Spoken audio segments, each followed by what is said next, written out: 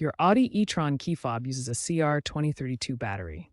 A failing key fob often shows as remote not working and is easily fixed by replacing the battery. Tools you'll need include a new CR2032 battery and a plastic pry tool or small flat screwdriver to avoid scratches. Step 1. Locate the seam on the side of the key fob. Step 2. Gently pry open the case. It's held together by clips, so apply steady pressure.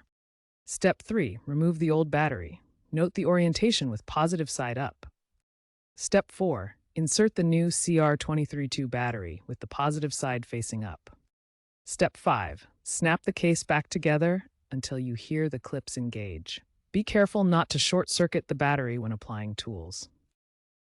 If replacing the battery doesn't solve the issue, try these troubleshooting steps. First, check the battery voltage. Ensure the new battery has a voltage above 2.8 volts. A multimeter can be used to test. Next, reprogram the key fob. Enter the vehicle with another working key. Hold the unlock button on the faulty fob near the start button for about 5 seconds. Watch for the lights to flash, indicating a reset signal. If the case won't open, use a hairdryer to warm the plastic for 10 to 20 seconds, or apply isopropyl alcohol around the seam to loosen any adhesives.